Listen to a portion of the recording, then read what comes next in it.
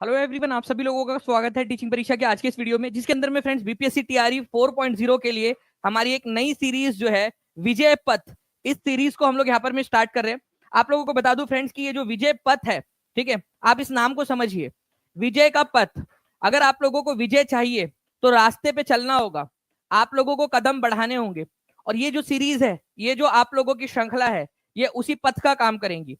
आप हर रोज जब ये सीरीज देखोगे, आप लोग रोज जब ये एक क्वेश्चन भी कर रहे हो आप लोग, तो इस पथ पर, अपने विजय के पथ के ऊपर में एक एक कदम आगे बढ़ रहे हो। तो क्या आप सभी लोग तैयार है अपने विजय की तरफ में आगे बढ़ने के लिए, अपनी सक्सेस की तरफ में? जो आपकी खुशियां, आपके परिवार की खुशियां, जो लोग आपसे प्यार करते हैं, उन लोगों की खुशियों की तरफ में आपको लेकर जाएंगी। तो अगर तैयार है तो हाथ ऊपर कर दीजिए, और मेहनत करने के लिए जितने भी लोग तैयार है बता दीजिए। यहाँ पर में मिलकर करते हैं मेहनत और इस विजय पथ सीरीज की शुरुआत करते हैं। मैं फ्रेंड्स आपको बता दूं कि आज जो है एक बहुत खास दिन भी है। आज डॉक्टर बाबा साहेब आम्बेडकर जी की जयंती है, ठीक है।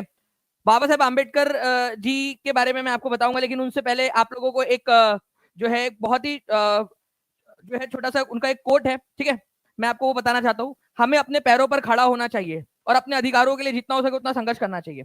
इसलिए अपना आंदोलन जारी रखें और अपनी ताकतों को संगठित करें। संघर्ष के माध्यम से शक्ति और प्रतिष्ठा आपके पास आएंगी।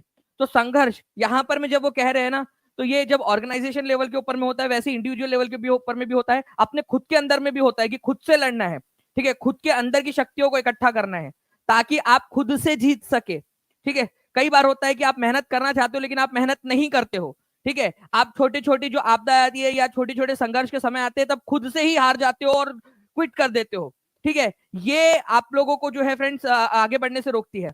वही जीता है, ठीक है, अंतिम समय में। ये याद रखना है आप लोगों ने, जिसने हर विपदा का सामना किया है। बहुत अप्स एंड डाउन आएंगे जिंदगी में, खुद से डिमोटिवेट होंगे, आगे बढ़ेंगे, लेकिन जो लगातार कंटिन्यूअस बना रहता है वही आगे बढ़ता है। ये याद रखिएगा आप लोग। डॉक्टर भीमराव आंबेडकर जो है फ्रेंड्स, इनका जन्म आप लोगों ने याद रखना है फ्रेंड्स कि कब हुआ था। तो ये आप लोगों से पूछा जा सकता है। तो 14 अप्रैल 18 कितने में हुआ था, ये एक क्वेश्चन आप लोगों का बन सकता है। तो प्लीज इस पर्टिकुलर पॉइंट को भी याद रखिएगा, 1891 में। प्लीज इस पर्टिकुलर पॉइंट को याद रखना है आप लोगों ने, ठीक है। 14 अप्रैल बहुत सारे लोगों को याद रहता है, लेकिन कौन सा साल था ये भूल जाते हैं।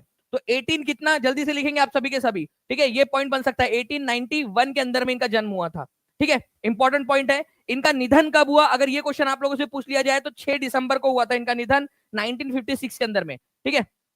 निधन की बात कर ली जाए तो इनका निधन हुआ था 6 दिसंबर, ठीक है, 1956 के अंदर में।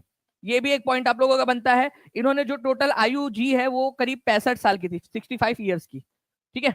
65 ईयर्स की एज में इनका निधन हुआ था न्यू दिल्ली के अंदर में। ओके, चलिए, और भी बहुत सारी चीजें हैं जो हम लोग इनके बारे में जानते रहेंगे, हमारे क्वेश्चंस के माध्यम से भी, हमारे एग्जाम स्पेसिफिक क्वेश्चंस के माध्यम से भी। चलिए आगे बढ़ते हैं। जितने भी लोग यहाँ पर में जुड़े हुए हैं, जिन्होंने सेशन को लाइक कर दिया, उन सभी लोगों का बहुत बहुत शुक्रिया। जल्दी जल्दी से एक बार हाथ ऊपर करके बता देंगे जितने भी बच्चे जिन्होंने सेशन को लाइक कर दिया है, ठीक है, उन सभी लोगों को ये पूरा का पूरा सेशन समर्पित। और स्पेशली डॉक्टर भीमराव अंबेडकर जी को, जिन्होंने इतना प्यारा सा संविधान जो है उसमें अपना एक बड़ा सा योगदान दिया है, ठीक है। जहां भी शेयर कर सकते हो इस सेशन को जल्दी जल्दी से शेयर कर देंगे, टेलीग्राम, फेसबुक, व्हाट्सएप, इंस्टाग्राम, सभी जगहों के ऊपर में, ठीक है। चलिए नाउ फ्रेंड्स, देखिए यहाँ पर मैं आप लोगों का एक क्वेश्चन, पूना समझौता कब हस्ताक्षरित किया गया था। देखिए पूना समझौता जो है फ्रेंड्स, याद रखना है आप लोगों ने, पूना पैक्ट भी इसको बोला जाता है, पूना पैक्ट।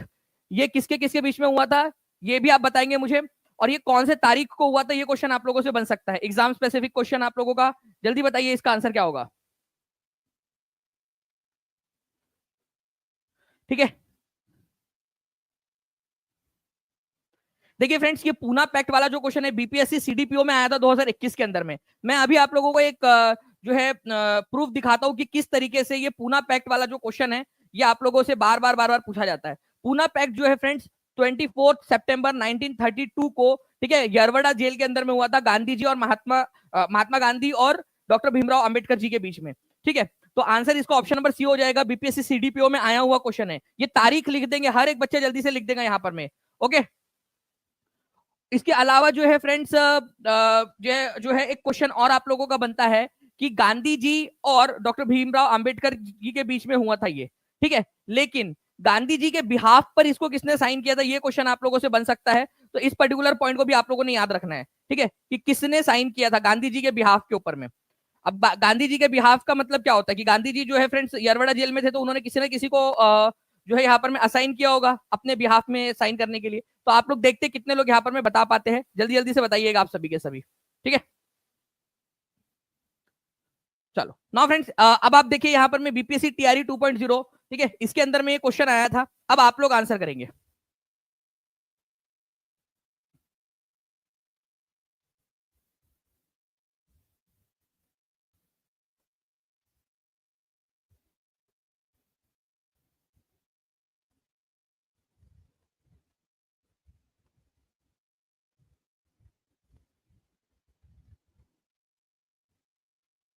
बहुत बढ़िया फ्रेंड्स, आप लोगों के आंसर सारे, इसका पोल ना दिया जाए, देखते कितने बच्चे कमेंट के अंदर में आंसर्स कर पाते हैं यहाँ पर में, ठीक है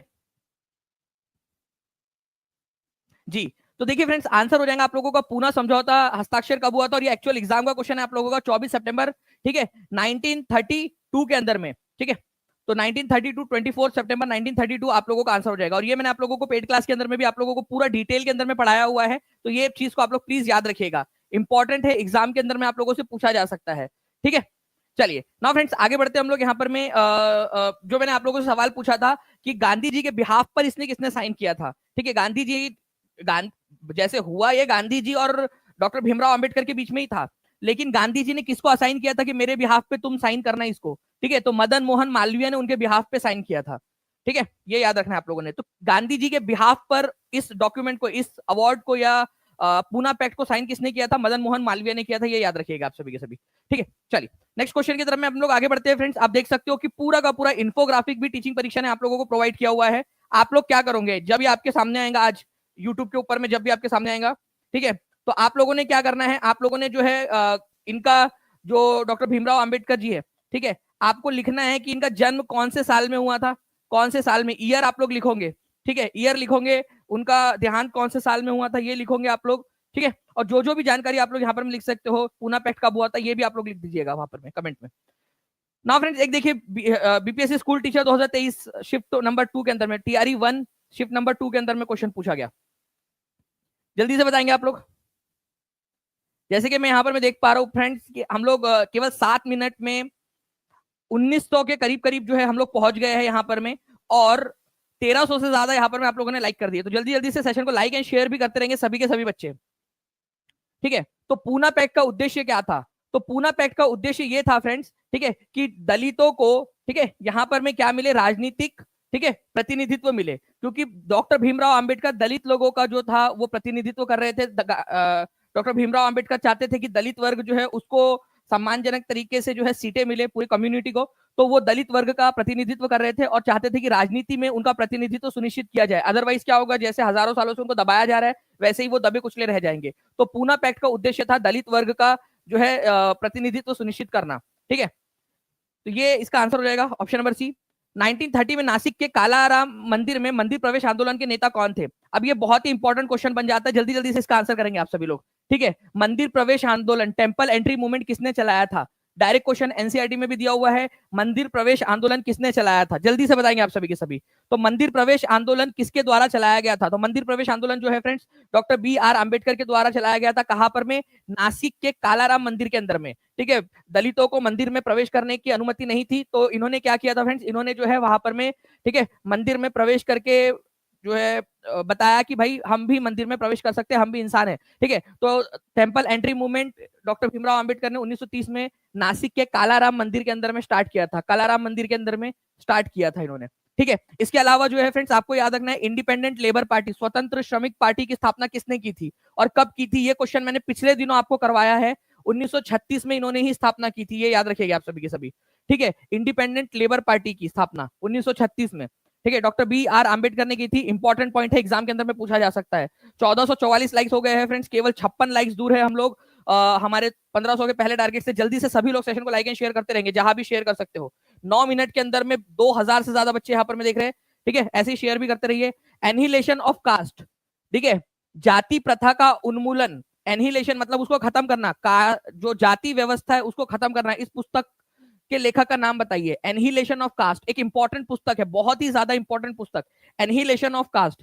तो एनहिलेशन ऑफ कास्ट या जाति व्यवस्था का उन्मूलन, जाति का उन्मूलन, ठीक है, ये पुस्तक किसने लिखी है, तो जाति का उन्मूलन ये पुस्तक जो है डॉक्टर बी आर अंबेडकर के द्वारा लिखी गई एक बहुत ही फेमस पुस्तक है, ठीक है, जाति प्रथा का उन्मूलन, एनिहिलेशन ऑफ कास्ट, इसको very very very important mark करेंगे आप सभी के सभी। ये क्वेश्चन बहुत ज्यादा इंपॉर्टेंट है आपके एग्जाम के लिए।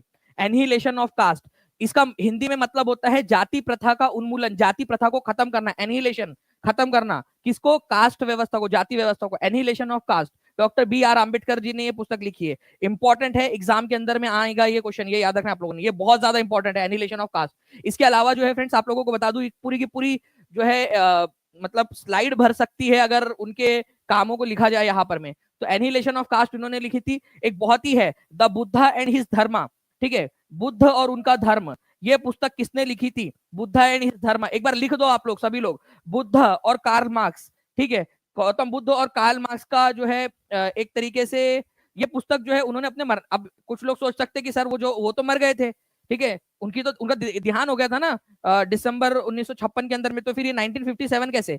उन्होंने लिखा था वो बुक, लेकिन प्रकाशित नहीं हुई थी, प्रकाशित वो 1957 में हुई, उनके उनके देहांत के बाद में, ठीक है, उनके मरणोपरांत जो है ये प्रकाशित हुई थी पुस्तक, ठीक है, लेकिन उन्होंने लिखी थी। तो उनकी लास्ट पुस्तक थी बुद्ध एंड हिज धर्म, ठीक है, जो उनके उनके मृत्यु के उपरांत जो है ये इनको, ठीक है, उनके मृत्यु के उपरांत प्रकाशित हुई थी। बुद्ध और कार्ल मार्क्स उन्होंने 1956 में लिखी थी, ये भी याद रखिएगा आप सभी के सभी, ठीक है। इसके अलावा जो है फ्रेंड्स पाकिस्तान और पार्टीशन ऑफ इंडिया, पाकिस्तान की मांग हो रही थी उस समय में, पाकिस्तान चाहिए पाकिस्तान चाहिए, तो वो उन्होंने लिखा कि ये पाकिस्तान की मांग हो रही है या इंडिया का पार्टीशन की मांग हो रही है, और ये पुस्तक 1945 में ही लिख दी थी, पार्टीशन के 2 साल पहले। आप देखिए दूरदर्शिता इनकी, ठीक है, पाकिस्तान और पार्टीशन ऑफ इंडिया, ये क्वेश्चन भी आ सकता है, पाकिस्तान या भारत का विभाजन, ये पुस्तक भी डॉक्टर भीमराव अंबेडकर के द्वारा लिखी गई है। मूक नायक, ठीक है, ये याद रखना है आप लोगों ने। बहिष्कृत भारत, ठीक है, ये एक जो आप बोल सकते हो कि एक मैगजीन टाइप की थी, बहिष्कृत भारत, ये भी इन्होंने ही निकाली थी। पूरा का पूरा हिंदी में भी आप लोगों को मिल जाएगा फ्रेंड्स, टीचिंग परीक्षा के एप्लीकेशन पर भी और टीचिंग परीक्षा के टेलीग्राम ग्रुप के ऊपर में भी, ठीक है। तो टीचिंग परीक्षा का एप्लीकेशन सभी लोग डाउनलोड कर लेंगे।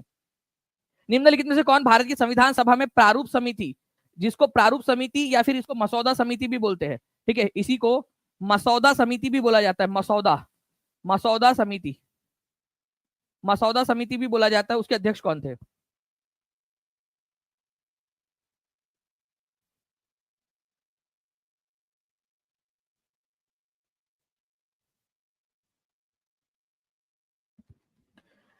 निम्नलिखित में से संविधान सभा की प्रारूप समिति या मसौदा समिति के अध्यक्ष कौन थे, और मसौदा समिति के अंदर में कितने लोग थे, चलो ये भी बता दो एक्स्ट्रा पॉइंट के रूप में।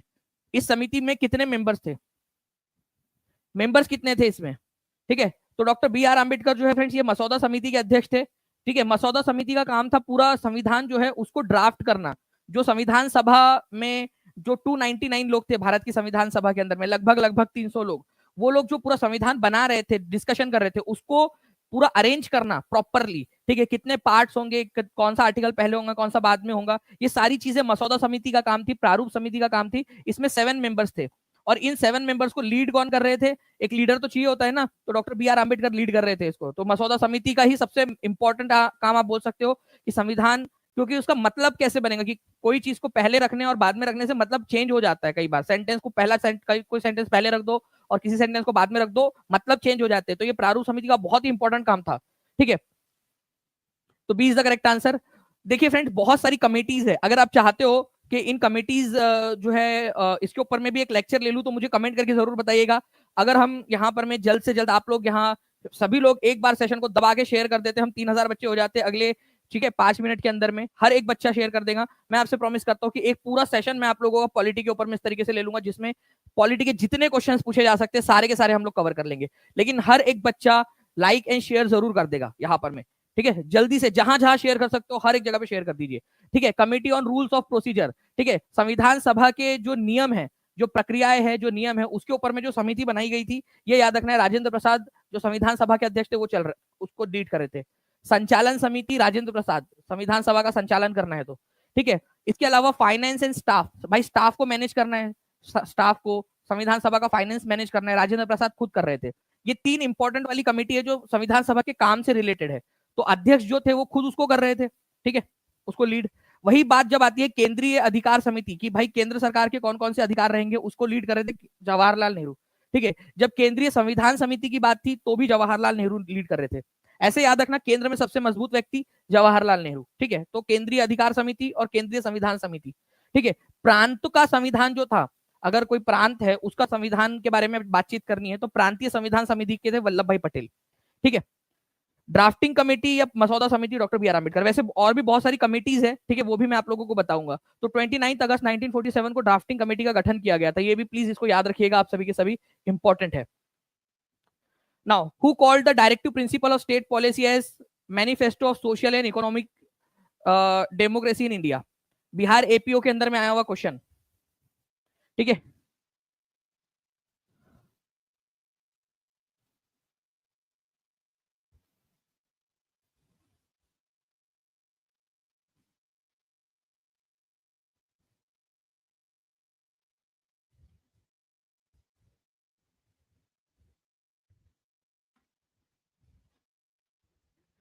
ओके जल्दी से बताइए, manifesto of socio economic democracy in India. तो manifesto of socio economic democracy in India जो है फ्रेंड्स आप लोगों को बताना है, ठीक है। इसको directive principle of state policy को किसने कहा था? तो डायरेक्टिव प्रिंसिपल ऑफ स्टेट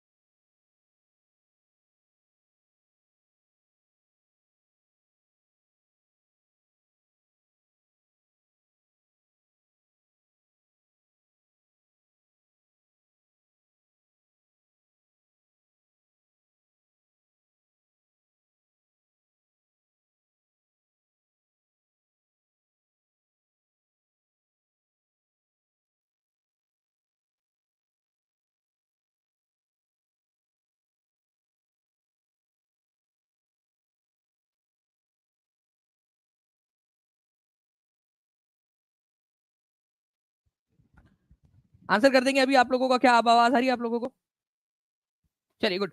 तो डीपीएसपी जो है इसको, ठीक है, manifesto of socio economic democracy in India, Bharat के अंदर में सामाजिक और आर्थिक लोकतंत्र का घोषणा पत्र, और डीपीएसपी को नोवल फीचर ऑफ, ठीक है, नोवल फीचर, नवाचार, ठीक है, किसने कहा था? डॉक्टर बी आर अम्बेडकर ने कहा था। आप लोगों को बता दूं फ्रेंड्स कि ये जो प्रीवियस ईयर क्वेश्चन जो मैं आपको बता रहा हूँ कि अलग अलग एग्जाम्स में जो क्वेश्चन पूछे गए, ये सारे के सारे क्वेश्चन टीचिंग परीक्षा ने आपको 10,000 जो क्वेश्चन प्रोवाइड किए हैं, ठीक है, 10,000 मोस्ट इंपॉर्टेंट पीवाईक्यूज, ठीक है, टीचिंग परीक्षा ने आपके एप्लीकेशन के ऊपर में, उसमें आप लोगों को मिल जाएंगे। आप प्लीज इसकी रिवीजन अच्छे से करिए, जितने भी लोग हैं, ठीक है। अब तक हजारों लोग जो है उसके अंदर में एनरोल हो चुके हैं और वो उसको अच्छे से कर भी रहे हैं, ठीक है। ओके ये यहाँ पर मैं,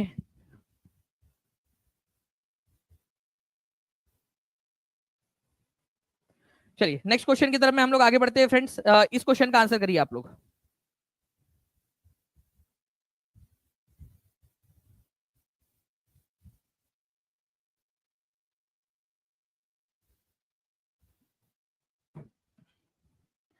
which is the longest lake in India? Bharat के अंदर में सबसे लंबा लेक कौन सा है?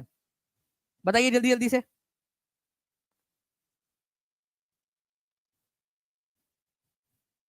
यही है सबकी इच्छा, नमन होए तुझे टीचिंग परीक्षा। क्या बात है अर्चना मौर्य जी, बहुत बढ़िया।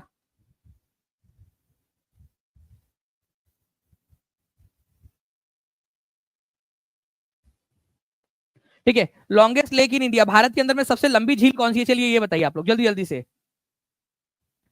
देखिए भारत के अंदर में सबसे लंबी झील जो है फ्रेंड्स, ये याद रखना है आप लोगों ने, करीब करीब 96 किलोमीटर की है, ठीक है। पूरा ऐसा लंबा है इसकी लेंथ आपकी। तो कहा कौन सी झील है ये आप लोग बताएंगे जल्दी जल्दी से। इंपॉर्टेंट पॉइंट एग्जाम के अंदर में पूछा जा सकता है आप लोगों से।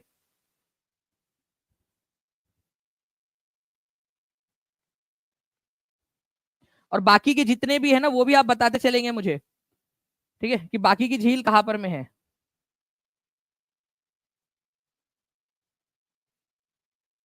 जी चलिए देखिए फ्रेंड्स, अगर मैं बात करूं आप लोगों से, तो सबसे लंबी जो झील है भारत की वो है वेम्बनाड लेक।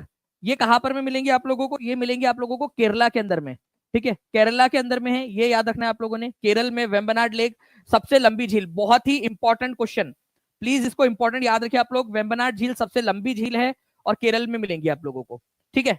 उसके बाद जो है फ्रेंड्स आप लोगों को बाकी की सारी झील भी बता देता हूं। कोलेरू झील, कोलेरू झील जो है, प्लीज ये आंसर आपका ऑप्शन नंबर ए हो गया। कोलेरू झील जो है ये आंध्र प्रदेश के अंदर में है। और हमने क्या देखा था कोलेरू झील के बारे में, कोई बता सकता है मुझे जल्दी से? ठीक है, कोलेरू झील जो है उसके बारे में हम लोगों ने देखा कि हमारा ये मान लीजिए भारत है, तो ये गोदावरी डेल्टा और कृष्णा डेल्टा उसके बीच में, ये आंध्र प्रदेश के अंदर में है कोलेरू झील, ये यहाँ पर में कोलेरू झील। ठीक है, तो आंध्र प्रदेश में गोदावरी और कृष्णा डेल्टा के बीच में, कितने लोगों को याद आ रहा है? हाथ ऊपर कर देंगे एक बार जल्दी जल्दी से, अगर याद आ रहा है तो जल्दी बता देंगे सभी लोग। ओके, उसके बाद में जो है फ्रेंड्स, अगर पुलिकट लेक की बात करूं मैं आप लोगों से, तो ये मान लीजिए हमारा भारत है। ठीक है, पुलिकट लेक जो है फ्रेंड्स ये आंध्र प्रदेश और तमिलनाडु में, पुलिकट लेक का, ठीक है, 98% हिस्सा, 98% हिस्सा आंध्र प्रदेश में है और 2% हिस्सा जो है इसका तमिलनाडु के अंदर में भी है। तो ये दो राज्यों के अंदर में फैली हुई है। प्लीज इसको याद रखना आप लोग, पुलिकट लेक को। ये क्वेश्चन आपका यूपी के अभी एक रिसेंटली एग्जाम हुई थी कुछ महीने पहले, उसके अंदर में भी आया था कि दो राज्यों के अंदर में फैली हुई है पुलिकट लेक। ठीक है, आंध्र प्रदेश में इसका 98% हिस्सा है, 2% हिस्सा इसका, ठीक है, ये याद रखेंगे आप सभी की सभी, तमिलनाडु के अंदर में है। और वही लोकतक झील की बात करूं तो लोकतक झील कौन से राज्य में, जल्दी से कमेंट करके आप लोग बताएंगे। बहुत ही फेमस क्वेश्चन है लोकतक झील वाला क्वेश्चन, कि कौन से जो है राज्य के अंदर में लोकतक झील मिलेगी। आपको मैं बता देता हूँ, नॉर्थ ईस्ट के अंदर में है, उसमें फुंडीज तैरती रहती है, ऐसे जो मिट्टी के ऐसे बड़े बड़े से टापू है वो तैरते रहते हैं, फुंडीज बोला जाता है उसको। ठीक है, दुनिया का सबसे बड़ा तैरता, दुनिया का एकमात्र तैरता हुआ नेशनल पार्क, ठीक है, वो भी इसी लेक के ऊपर में है, कामजाऊ नेशनल पार्क। ठीक है, तो लोकतक झील आपको मणिपुर के अंदर में मिलेंगी, ये याद रखना आप लोगों ने। ठीक है, चलिए, तो ये क्वेश्चंस थे कुछ आपको जो याद रखने थे। नेक्स्ट हम लोग बढ़ते हैं फ्रेंड्स। देखिए मैं आपको बता दूं, ये पूरी की पूरी एक बढ़िया सी इमेज आप लोगों को प्रोवाइड की है टीचिंग परीक्षा के एप्लीकेशन में हम लोगों ने, इमेज वाले सेक्शन में। ठीक है, 15,000 से ज्यादा क्वेश्चन अब तक हम लोग सिर्फ इमेज वाले सेक्शन में प्रोवाइड कर चुके हैं। ओवरऑल 75,000 से ज्यादा क्वेश्चन टीचिंग परीक्षा के टीआरई 4.0 की बैच में प्रोवाइड हो चुके हैं आपको। हम लोग जो है इस मंथ के लास्ट तक 1 लाख से भी ज्यादा क्वेश्चन उसमें कंप्लीट कर चुके होंगे। तो जो भी बच्चे जुड़ना चाहते हैं अभी जुड़ सकते हैं। ठीक है, ताकि आप लोग जो है मिनिमम प्राइस के अंदर में आप लोगों को सारी की सारी चीजें मिल सके, बाद में आप लोग पछताए ना कि काश पहले ज्वाइन कर लिए होते तो ज्यादा फायदा हो जाता। ठीक है, तो ये सारी की सारी चीजें आपको मिल जाएंगी इसके अंदर में। आप लोग देख सकते हो कि जो जो इंपॉर्टेंट चीजें हैं वो सारी इसके अंदर में आप लोगों को मिल रही है। मैं आपको बताना चाहूंगा फ्रेंड्स कि हमारे भारत की सबसे बड़ी मीठे पानी की झील जो है वो है वुलर झील। ठीक है, वुलर झील कश्मीर में है। हमने रिवर वाला पोर्शन किया था, अभी रिवर वाला क्वेश्चन चैप्टर किया है अभी हम लोगों ने क्लास के पेड क्लास के अंदर में, रिवर, उसमें मैंने वुलर झील के बारे में आपको पढ़ाया है। आप बताइए मुझे कि वुलर झील में पानी कौन सी नदी के जरिए आता है? ठीक है, सभी लोग बताएंगे कमेंट करके, पूरा हमने देखा हुआ है वहां पर में, वुलर झील के अंदर में कौन सी नदी पानी डालती है?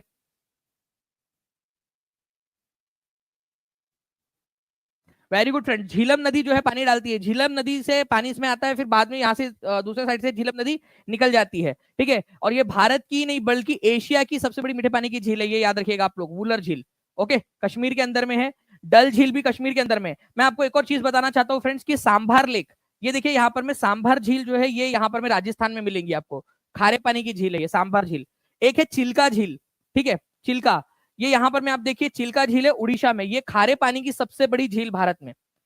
भारत में खारे पानी की सबसे बड़ी झील कौन सी है? चिल्का झील। सभी लोग लिखो एक बार, मैं बहुत इंपॉर्टेंट वाली चीज आपको भी बताने जा रहा हूं। चिल्का झील खारे पानी की सबसे बड़ी झील है भारत में।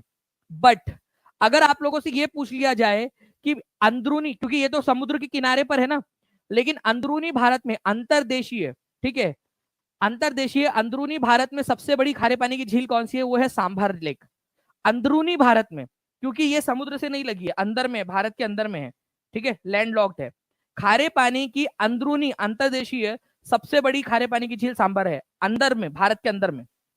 ठीक है, इसके ऊपर में क्वेश्चन अभी आएगा थोड़ी देर में, मैं आपको बता दूंगा। लेकिन ओवरऑल अगर आपसे बोला जाए पूरे खारे पानी की झील कौन सी है, तो चिल्का लेक है।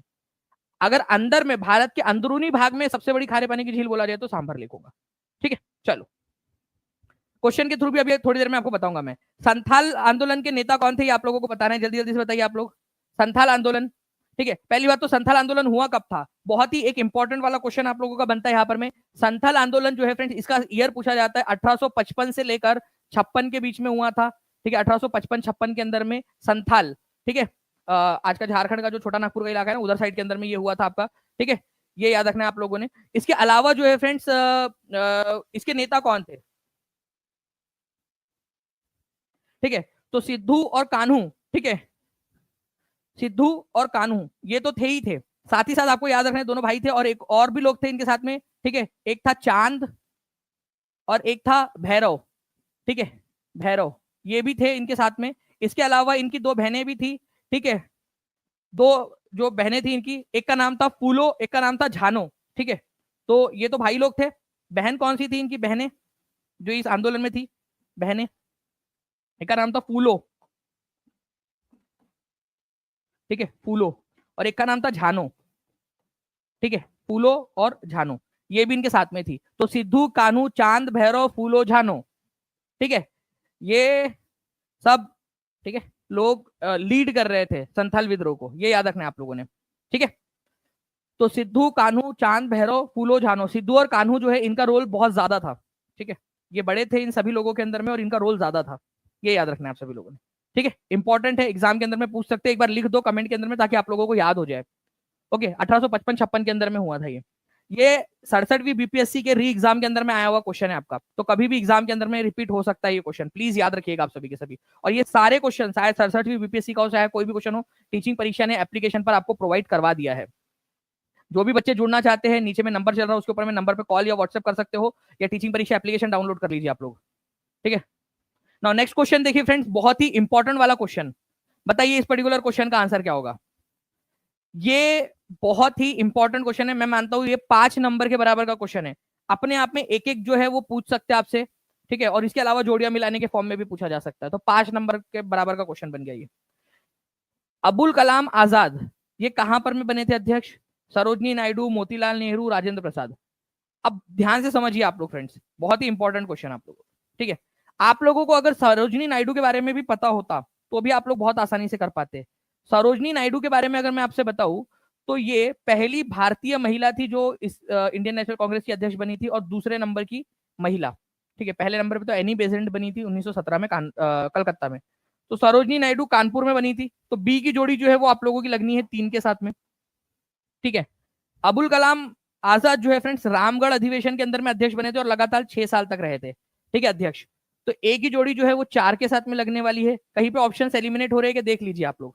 ए की जोड़ी 4 के साथ में यहां नहीं लगी है, ए की जोड़ी 4 के साथ में यहां भी नहीं लगी है, ए की जोड़ी 4 के साथ में यहां नहीं लगी, केवल एक ही जगह है जहां पर में ए की जोड़ी 4 के साथ लगी हुई है।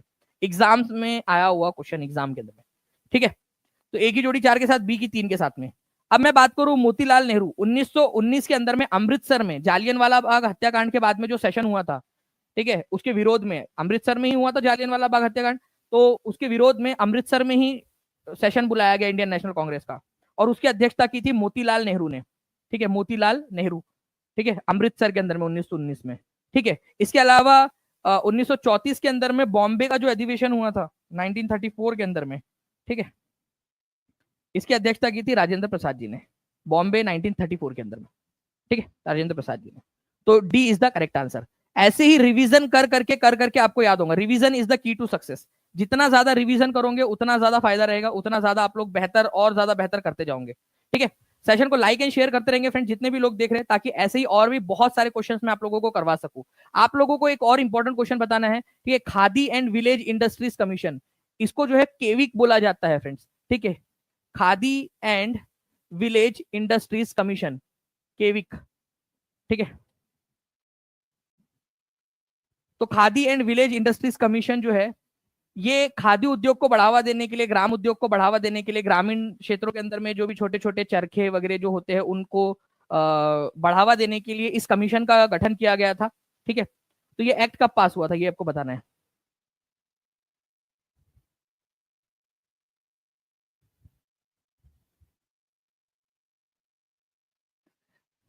देखिए, महात्मा गांधी जी चाहते थे हमेशा कि ग्राम उद्योग और खादी उद्योग को बढ़ावा दिया जाए, तो उन्हीं के विजन को आगे बढ़ाते हुए, गांधी जी के सपनों को आगे बढ़ाते हुए भारत सरकार ने, ठीक है, 1956 में 1956 के अंदर में खादी और ग्राम उद्योग आयोग, ठीक है, ये बनाने के लिए एक अधिनियम, एक कानून पास किया था 1956 के अंदर में। ठीक है, तो Khadi and village industries commission act 1956 के अंदर में आया था गांधी जी की इच्छाओं की पूर्ति करने के लिए। गांधी जी का सपना था कि ग्राम उद्योग को बढ़ाया जाए, खादी उद्योग को आगे बढ़ाया जाए। ठीक है, नाउ भारतीय राष्ट्रीय कांग्रेस के 1946 में मेरठ में आयोजित अधिवेशन की अध्यक्षता किसने की थी। मेरठ के अंदर में जो अधिवेशन हुआ था उसकी अध्यक्षता किसने की थी, बताएंगे जल्दी से। तो भारतीय राष्ट्रीय कांग्रेस के 1946 के, ठीक है, देखिए ये आजादी के पहले का आखिरी सेशन था। मैं आपको बता दूं 1940 से लेकर 1940 का जो सेशन था वो हुआ था रामगढ़ के अंदर में, रामगढ़ में, ठीक है। और इसकी अध्यक्षता किसने की थी, अबुल कलाम आजाद ने, ठीक है, मौलाना अबुल कलाम आजाद, अबुल कलाम आजाद जी ने, ठीक है। उसके बाद में लगातार वो 1946 तक अध्यक्ष बने रहे।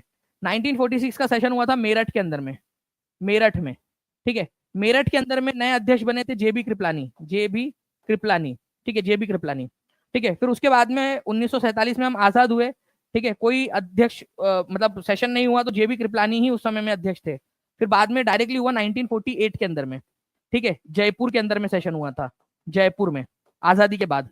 और इस समय में बने थे पत्ताभी सीतारमैया, ठीक है, पत्ताभी सीतारमैया, ठीक है, पत्ताभी सीतारमैया। तो आजादी के समय में जब भारत आजाद हो रहा था उस समय में इंडियन नेशनल कांग्रेस के अध्यक्ष कौन थे, जेबी कृपलानी, आचार्य जेबी कृपलानी, ठीक है। इसके क्योंकि 1946 में बने 1948 तक रहे जब तक कि नया सेशन नहीं हो गया, ठीक है। उसके बाद में भारत का जब बंटवारा हुआ उस समय कांग्रेस के अध्यक्ष कौन थे, जेबी कृपलानी थे, ठीक है। तो इस तरीके से ये सारे क्वेश्चन आप लोगों के बन सकते हैं। ओके, चलिए, तो आंसर क्या हो जाएगा, 1946 में मेरठ में आयोजित अधिवेशन की अध्यक्षता किसने की थी, आचार्य जेबी कृपलानी ने। ओके, इस तरीके से ये क्वेश्चन बनता है फ्रेंड्स आप लोगों का। इंपॉर्टेंट पॉइंट्स है ये सारे के सारे, आप लोगों ने बहुत अच्छे से करने हैं, ठीक है। अगर आप चाहते हो कि ऐसी और भी बहुत सारे क्वेश्चंस मैं आप लोगों को करवाता रहूं, तो आप सभी लोगों की जिम्मेदारी बनती है कि आप जहां भी शेयर कर सकते हैं, ठीक है, ठीक है। देखिए विश्व प्रताप जी बोल रहे तब पछताए का हुई जब चिड़िया चुग गई खेत, भाई सभी लोग बैच ले लो अब भी वक्त है, ठीक है। देखिए विश्व प्रताप सुल्तानपुर से ये टीचिंग परीक्षा के पेड स्टूडेंट है, ठीक है। और आप देख लीजिए इनका खुद का रिव्यू यहाँ पर में, तो जितने भी लोग देख रहे हैं वो जुड़ सकते हैं, क्योंकि जो बच्चे हैं उनका रिव्यू आप देख लीजिए कि कितनी सारी चीजें आप लोगों को यहाँ पर में मिल रही है।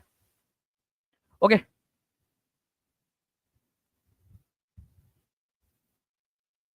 विक्रम कुमार जी लिख रहे हैं, यूं ही ख्वाब पूरी नहीं होती, मेहनत हमेशा लेती है आपकी परीक्षा, कुछ भी तुमसे छूट नहीं सकता क्योंकि जब साथ है टीचिंग परीक्षा। क्या बात है, इन्होंने तो कविता बना दी एकदम, बहुत बढ़िया, थैंक यू विक्रम जी, ठीक है।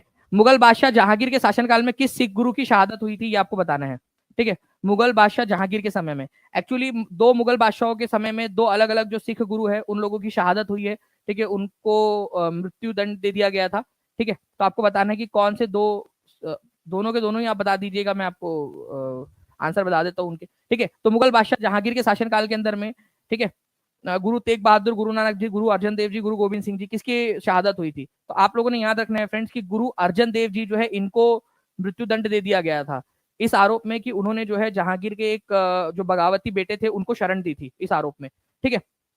तो गुरु अर्जन देव जी जो है उनको ये कर दिया था, इनको मार दिया था, ठीक है। ये याद रखना है आप सभी लोगों ने, इंपॉर्टेंट पॉइंट है, ये क्वेश्चन आप लोगों से पूछा जा सकता है। ये सिखों के गुरु अर्जन देव जी सिखों के 5वें नंबर के गुरु थे, ठीक है, 5th नंबर के गुरु थे, 5वें, 5th गुरु सिखों के, इनको मृत्यु दंड दे दिया था। एक क्वेश्चन आप लोगों से ये भी बन सकता है फ्रेंड्स के औरंगजेब ने भी एक सिख गुरु को मृत्यु दंड दिया था, वो कौन से नंबर के थे और उनका नाम क्या था, जल्दी से बताइए आप लोग। तो आंसर यहाँ पर ऑप्शन नंबर 1 जो दिया हुआ है ना आप लोगों का, गुरु तेग बहादुर, ये 9वें नंबर के गुरु थे, 9th नंबर के। इनको जो है फ्रेंड्स, ये 9th नंबर के जो गुरु थे, 9th नंबर के, इनको औरंगजेब जो है, औरंगजेब के समय में बहुत ज्यादा तड़पा तड़पा के उनको मृत्यु दंड दे दिया गया था, गुरु तेग बहादुर सिंह जी को, ठीक है। ये 9वें नंबर के थे। बट जब जहांगीर की बात पूरी जाए तो गुरु अर्जन देव जी और गुरु तेग बहादुर की बात की जाए, 9वें नंबर के गुरु, गुरु जो है तेग बहादुर जी को औरंगजेब के समय में मृत्युदंड दिया गया था। ये दो क्वेश्चन आप लोगों से बनते हैं, दोनों के दोनों मैंने आप लोगों को बता दिया, ठीक है। नेक्स्ट क्वेश्चन की तरफ में आगे बढ़ते हैं friends, very very very important question, ठीक है। इसको आप लोग सभी लोग बहुत इंपॉर्टेंट जो है क्वेश्चन मार्क करेंगे, क्योंकि एग्जाम के अंदर में पूछे जाने की प्रबल संभावना बनती है। जल्दी जल्दी से सेशन को लाइक भी कर देंगे, जितने बच्चे जिन्होंने सेशन को लाइक कर दिया एक बार हाथ ऊपर कर दीजिए एक बार, ठीक है। मैं देखना चाहूंगा ये 2350 बच्चे कौन है जिन्होंने जो है अपना पूरा योगदान दे रखा है सेशन के अंदर में।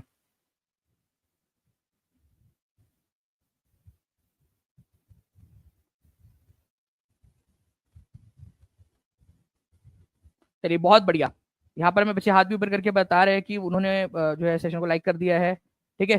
चैनल को सब्सक्राइब भी कर लिए लेंगे जितने नए बच्चे जुड़े हुए हैं, ताकि आपको सारी की सारी जानकारी मिलती रहे टाइम टू टाइम।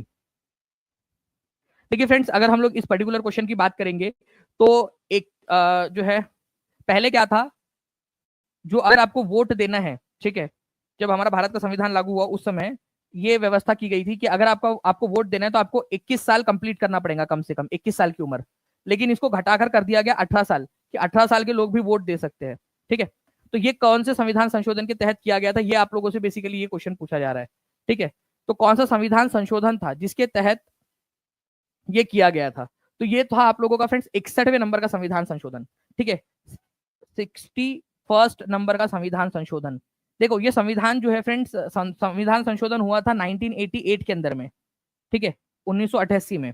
ठीक है, लेकिन ये लागू कब हुआ? लागू कब हुआ था? ये लागू हुआ था 1989 के अंदर में। ये एक्ट बना था 1988 के अंदर। ठीक है, कानून जो पास हुआ था, संविधान संशोधन जो हुआ था 1988 में हुआ था, लेकिन लागू किया गया था 1989 में। जैसे पंचायती राज की अगर मैं बात करूं आप लोगों से, तो 1992 में, ठीक है, वो पास हुआ था 71वां 72वां और 73वां संविधान संशोधन, आप लोगों को पता है। ठीक है, तो ये जो आप लोगों के हुए, ये सारे के सारे आपके 1992 में हुए थे। लेकिन ये लागू कब हुए? 93 के अंदर में। तो वैसे ही ये संविधान संशोधन जो है आप लोगों का 61वां नंबर का संविधान संशोधन 1988 के अंदर में, ठीक है, बना था, लेकिन लागू हुआ था 1989 के अंदर में। इस संविधान संशोधन के तहत आर्टिकल नंबर, ठीक है, कौन सा संशोधित किया गया? आर्टिकल नंबर 326, जिसमें बताई गई है कि क्या एज के लोग वोट दे सकते हैं, इतने एज के लोग होने चाहिए। तो हम कौन कितने एज के लोग वोट दे सकते हैं, ये आर्टिकल नंबर 326 में बताया गया है। इसको संशोधित किया गया था, इसमें एज जो है 21 से घटाकर 18 कर दी गई थी। ठीक है, इस संविधान संशोधन के जरिए। ओके, चलिए, पहली बार 18 साल की उम्र के लोगों ने वोट कब डाला था? 1989 के इलेक्शन के अंदर में। 1989 के अंदर में जनरल इलेक्शन हुए थे, उसके अंदर में 18 साल के लोगों ने भी वोट डाला था। ठीक है, तो C is the correct answer.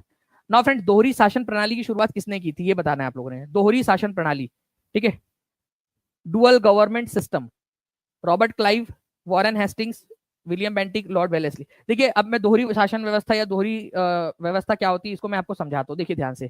Dual government का सिस्टम जो है ये लेकर आया था रॉबर्ट क्लाइव ने। ठीक है, इसमें दीवानी अधिकार, मतलब जो टैक्स इकट्ठा करने का जो अधिकार है, ठीक है, वो किसके पास में रहेगा? ईस्ट इंडिया कंपनी के पास में रहेगा। लेकिन जो कामकाज चलाने का अधिकार रहेगा वो किसके पास में रहेगा?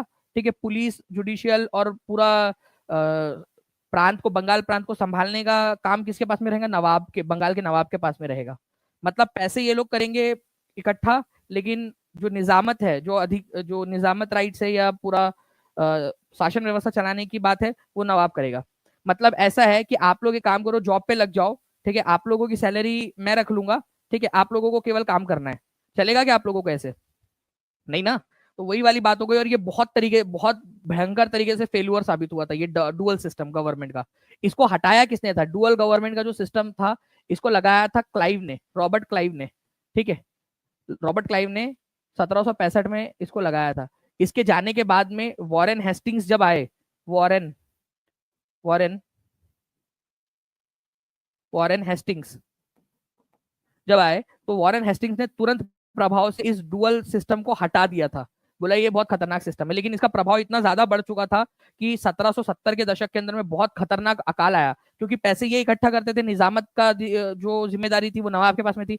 तो जो रैयत थी, रैयत मतलब जो वहां की प्रजा थी, उनसे पैसा ये लोग वसूल कर रहे, लेकिन उन पर खर्च नहीं किया जा रहा था।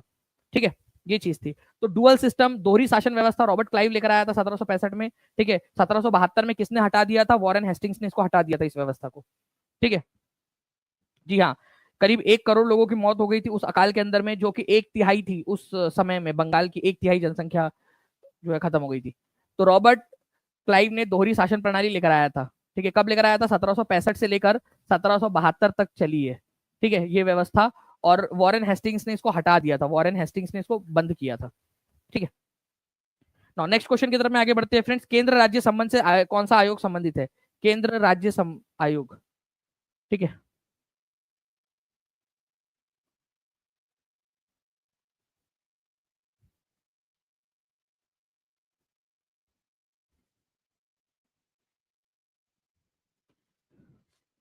देखिए अगर बात करेंगे हम लोग फ्रेंड्स केंद्र राज्य जो संबंध है उससे, ठीक है, तो केंद्र सरकार और राज्य सरकार के बीच में संबंध स्थापित करने के लिए जो आयोग बनाया गया था वो था सरकारिया कमीशन। इसका गठन किया गया था 1983 के अंदर में। ठीक है, 1983 के अंदर में, और इसने जो सिफारिश की थी वो सिफारिश थी इनकी कि हमें जो है केंद्र और राज्य सरकार के बीच में जो आयोग है, ठीक है, जो परिषद है, ठीक है, राज्य परिषद, स्टेट्स कमीशन, वो बनाना चाहिए करके। तो सरकारिया कमीशन जो थी उसकी रिपोर्ट के आधार पर ही बनाया गया था। तो जून 1983 में भारत सरकार और राज्यों के जो राज्य अलग अलग राज्य उनके बीच में सहयोग को बढ़ाने के लिए सरकारिया कमीशन का गठन किया गया था। ठीक है, नाउ फ्रेंड नेक्स्ट क्वेश्चन है आप लोगों का, इसका आंसर करेंगे आप सभी के सभी, जल्दी बताइए। सरकारिया कमीशन कौन से साल में बना था ये भी बताना है आप लोगों ने। भारतीय संविधान की 6ठी अनुसूची, अगर आपने पिछला लेक्चर देखा है, कितने लोग हैं जिन्होंने पिछला लेक्चर देखा है, हमारा सैटरडे वाला लेक्चर कितने लोगों ने देखा है? इसीलिए बोल रहा हूँ आपको सारे लेक्चर्स अच्छे से देखने हैं आप लोगों ने। आप लोगों को प्लेलिस्ट भी मिल जाएंगी, वो लेक्चर भी अच्छे से देखिए आप लोग। आपको बता दूं, आपको टीचिंग परीक्षा के पेड कोर्स के अंदर में जितने भी यूट्यूब के सेशंस होते हैं वो सारे के सारे उसकी पीडीएफ, ठीक है, और उसकी टेस्ट आपको पेड कोर्स में मिल जाती है, जिससे आपकी प्रैक्टिस भी होती है। तो जितने लोग जुड़ना चाहते हैं, नीचे में नंबर चल रहा है, आप लोग इस नंबर के ऊपर में कॉल या व्हाट्सएप करके आप लोग जुड़ सकते हो फ्रेंड्स, ठीक है, क्योंकि वहां से रिविजन आपकी अच्छे से हो जाएगी। तो भारतीय संविधान की 6ठी अनुसूची जो है, 6 नंबर की जो शेड्यूल है, उसमें 4 राज्यों को विशेष अधिकार दिए गए हैं। वो 4 राज्य कौन से? ATMM है, ATMM, ठीक है, ATMM, ठीक है। इसमें ए का मतलब है असम, ठीक है, टी का मतलब है त्रिपुरा, त्रिपुरा, ठीक है, एम का मतलब है मेघालय, मेघालय, और एम का मतलब है मिजोरम, ठीक है, मिजोरम, ATMM, मणिपुर नहीं है उसके अंदर में, ठीक है। चलिए, तो मेघालय, मिजोरम और असम ये तो है, ठीक है, मेघालय, मिजोरम, असम। अरुणाचल प्रदेश उसमें शामिल नहीं है। ये 4 राज्यों के ट्राइबल जनजातीय क्षेत्रों को विशेष अधिकार दिए गए हैं, ठीक है, अलग प्रकार के विशेष अधिकार इनको प्रोवाइड किए गए हैं, ताकि ये अपनी जो इनका कस्टम है, जो इनकी रीति रिवाज है, उसको संरक्षित रख सके, क्योंकि ये बहुत लंबे समय से, हजारों सालों से यहाँ पर में जो रहने वाले लोग हैं अपनी एक अलग व्यवस्था चला रहे हैं, ठीक है। तो उनको संरक्षित रखने के लिए हमने कुछ विशेष अधिकार 6वीं अनुसूची में दिए उनको। तो 5वीं जो अनुसूची है वो नॉर्मल जो ट्राइबल इलाके हैं पूरे भारत भर के उन पर लागू होता है, लेकिन ये जो 6वीं अनुसूची के जो प्रावधान है, 6वीं अनुसूची में जो भी विशेष अधिकार दिए वो केवल इन 4 राज्यों की जनजातियों पर लागू होंगे, ऐसा कहा गया है। मतलब इन 4 राज्यों की जनजातियों के लिए स्पेशली एक 6वीं अनुसूची बना दी गई है, ATMM, ये याद रखना है आप लोगों ने, ठीक है। आसाम, मेघालय, ठीक है, मिजोरम, त्रिपुरा, ये आप देख सकते हो यहाँ पर में, आसाम, मेघालय, मिजोरम, त्रिपुरा, ठीक है, ये 4 राज्य 6वीं अनुसूची के अंदर में आते हैं। इनको स्पेशल प्रोविजंस दिए गए हैं, विशेष अधिकार, स्पेशल प्रोविजंस इन लोगों, इन राज्यों को दिए गए, इन राज्यों की जनजातियों को, ठीक है। ये पूरी की पूरी जो आप लोगों का ये इतना बढ़िया से कलरफुल तरीके से ये जो है आपको टीचिंग परीक्षा के पेड कोर्स की इमेज सेक्शन में प्रोवाइड किया गया है, हिंदी इंग्लिश दोनों में, और उसके ऊपर में आप लोगों को टेस्ट भी दी गई है। अगर हम दिखा सके यहाँ पर में टेस्ट का हमने लगाया हुआ था यहाँ पर में, ठीक है। चलिए, आपको मैंने पिछली बार दिखाया था कि वो टेस्ट आपको दी गई है, और 15,000 से ज्यादा क्वेश्चन फ्रेंड्स अब तक हो चुके हैं इमेज वाले सेक्शन के अंदर में केवल, ठीक है। तो इसको अच्छे से आप लोग करिए, सारी चीजें पढ़ते रहिए आप लोग, और इतने कम दाम के अंदर में, मतलब आप समझ लीजिए कि जब 1 लाख क्वेश्चन रहेंगे, मतलब 1 पैसे का एक क्वेश्चन, 1 पैसे से भी कम का पड़ रहा होगा आपको एक क्वेश्चन, इतने क्वेश्चन आपको प्रोवाइड करवा दिए गए टीचिंग परीक्षा के एप्लीकेशन। दक्षिण भारत में, ठीक है, वैसे 1 पैसे को और कितने इसमें तोड़ा जा सकता है, ठीक है, 4 आने, 1 आने, ठीक है, 16 आने, अब तो चलते भी नहीं है वैसे तो, उसको और उससे भी कम में आपको पड़ रहा है। दक्षिण भारत में सबसे पहले ईसाई धर्म कौन लेकर आया था? दक्षिण भारत के अंदर में ईसाई धर्म कौन लेकर आया था, ये बताना है आप लोगों ने।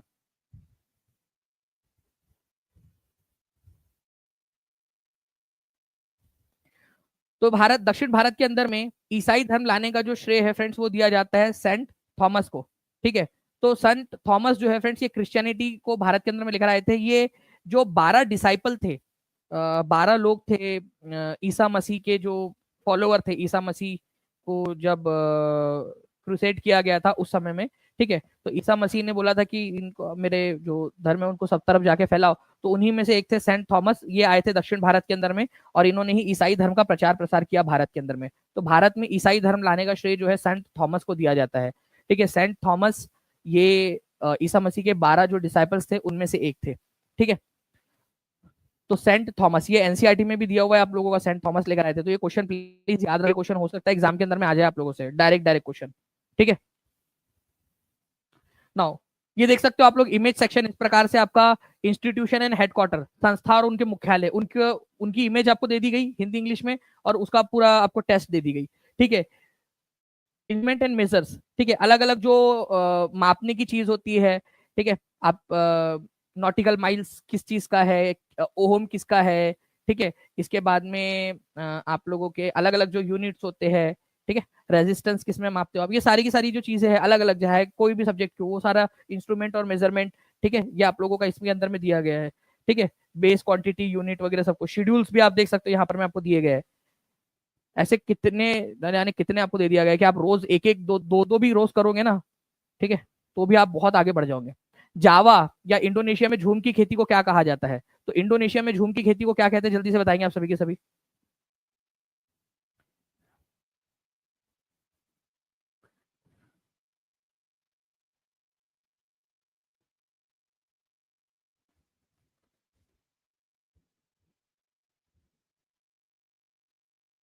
इंपॉर्टेंट क्वेश्चन है, झूम की खेती या फिर शिफ्टिंग कल्टीवेशन जो है।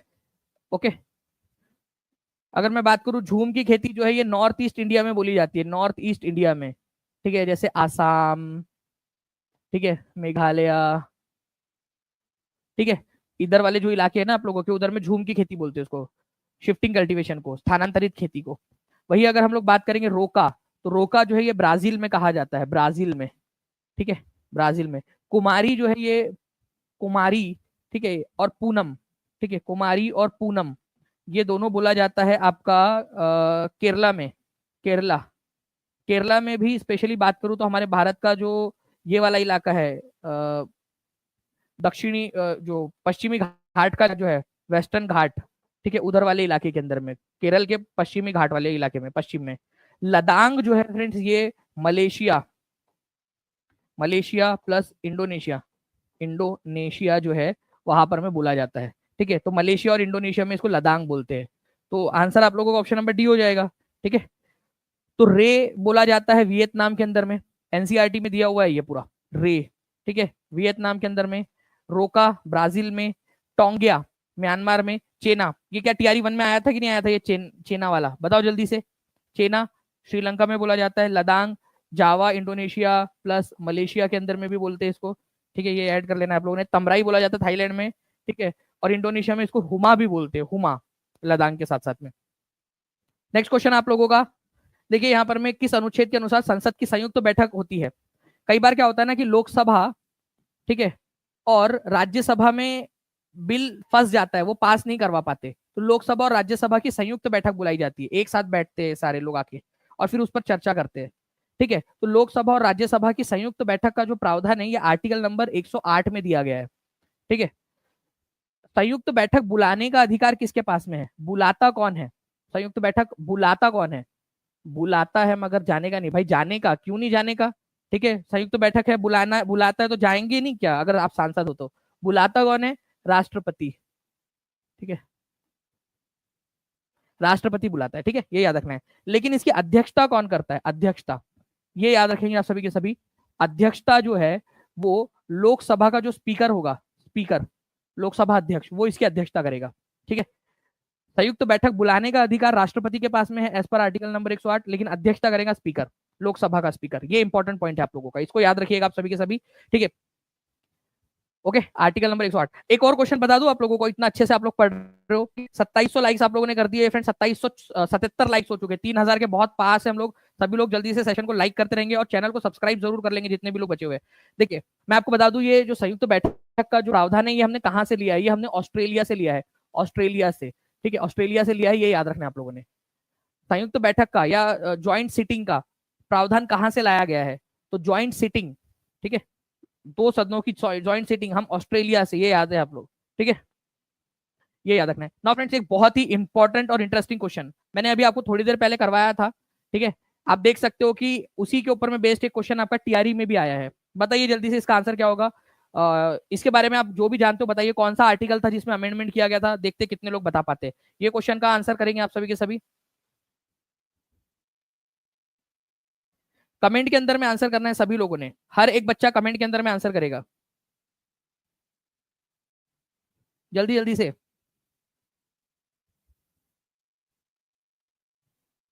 2867 लाइक्स हो चुके हैं फ्रेंड्स, बहुत पास हम लोग 3000 से। देखिए आप लोगों को जो जो भी चीजें पता है इसके बारे में आप लोग बताते जाएंगे, सारे के सारे लोग जल्दी जल्दी से। ठीक है, देखिए 21 वर्ष की 18 से 21 वर्ष कर दिया गया था, या 21 से 18 किया गया था। ठीक है, तो आपको याद रखना 21 से 18 वर्ष किया गया था। ओके, आर्टिकल नंबर 326 जो है इसके अंदर में संशोधन किया गया, और ये था 61वें संविधान संशोधन जो कि हुआ था 1988 के अंदर में। और ये लागू कब हुआ था? लागू हुआ था उसके अगले साल 1989 के अंदर में। ठीक है, ये याद रखेंगे आप सभी के सभी। ठीक है, जिसके तहत 18 साल के लोगों को भी वोट देने का अधिकार मिल गया है। क्या आप लोगों को लगता है इसके अंदर में और भी जो है कम करने की जरूरत है? कितना आप सजेस्ट करोगे? 18 साल सही है या इससे भी कम की जानी चाहिए एज? या आप लोग सजेस्ट करिए, अगर आप लोगों से कोई राय पूछ ले ठीक है कभी, तो आप लोग क्या आंसर करोगे उसका? ठीक है, तो आप लोग बताइएगा कमेंट के अंदर में भी कि आप लोगों के हिसाब से कितना जो है होना चाहिए। आर्टिकल नंबर 326 जो है ये याद रखना आप लोगों ने, इसके अंदर में अमेंडमेंट करना पड़ा था ये चेंज करने के लिए। ठीक है, चलिए मुझे एक बताइए आप लोग यहाँ पर में हमारे भारत में, ठीक है, जो संविधान सभा थी, ठीक है, उसके अध्यक्ष कौन थे ये बताना आप लोगों ने, पूरी संविधान सभा के। इसके बाद में आप बताओगे संविधान सभा की प्रारूप समिति या फिर मसौदा समिति जो थी उसके अध्यक्ष कौन थे ये भी आप बताओगे। ठीक है, मसौदा समिति जो थी उसके अध्यक्ष कौन थे? ठीक है, ये आप लोगों ने बताना है। ओके, इंपॉर्टेंट है आप लोगों का, एग्जाम के अंदर में आप लोगों से पूछा जा सकता है। ठीक है, और इसके अलावा और भी बहुत सारे क्वेश्चंस हैं जो आप लोगों को करवाने हैं मैंने। ठीक है, जैसे कि बंदी जीवन वाला और वो सारी चीजें जो आप लोगों को प्रोवाइड की गई है, आप लोगों को आपको पता है ना, पूरा का पूरा इमेज सेक्शन में आप लोगों को प्रोवाइड किया गया है, उसके ऊपर में भी मैं क्वेश्चंस करवाऊंगा आप लोगों को। और जो भी पढ़ा रहा हूँ वो सारे के सारे क्वेश्चंस आपके एग्जाम के लिए इंपॉर्टेंट है। ठीक है, एग्जाम के अंदर में पूछे जाने वाले क्वेश्चन है जो आएंगे आप लोगों के एग्जाम के अंदर में। ठीक है, जैसे फॉर एग्जाम्पल अगर मैं ये वाला क्वेश्चन ही आपको दिखा दूं,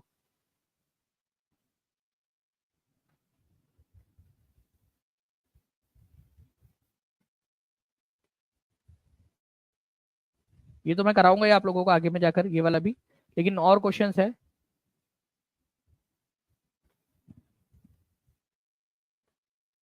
ये वाला क्वेश्चन देखिए आप लोग, बीपीएससी हेड टीचर की एग्जाम में आया था ये, इसका भी आंसर कर दीजिएगा आप लोग। ओके, चलिए मिलते हैं हम लोग फ्रेंड्स हमारे नेक्स्ट लेक्चर के अंदर में। ठीक है, जल्दी जल्दी से सेशन को लाइक कर देंगे, शेयर कर देंगे जहां भी आप लोग शेयर कर सकते हो। मिलते हैं हमारे कल वाले सेशन के अंदर में, तब तक के लिए take care and bye, God bless you all. जो भी बच्चे टीचिंग परीक्षा के साथ में जुड़ना चाहते हैं, मैं आप लोगों को बता दूं नीचे में नंबर चल रहा है, उस नंबर पर कॉल या व्हाट्सएप कर सकते हो आप लोग। और जो भी बच्चे बुक टीचिंग परीक्षा की जो बुक है वो लेना चाहते हैं तो आप अमेजोन के ऊपर में जाकर, ठीक है, वहां से ऑर्डर कर सकते हो। कई सारे बच्चे हैं जिन लोगों को बुक मिल भी चुकी है, उनको कॉन्ग्रेचुलेशन। और आप लोगों को पता है कि बुक के साथ में 499 रुपीज का जो कोर्स है आपका, उसके ऊपर में टेस्ट, वो आप लोगों को फ्री ऑफ कॉस्ट मिल रही है, तो उसकी भी प्रक्रिया को आप लोग पूरा कर लीजिएगा ताकि आपको कोर्स में ऐड किया जा सके। ओके, चलो thank you very much, take care and bye, God bless you all, thank you very much.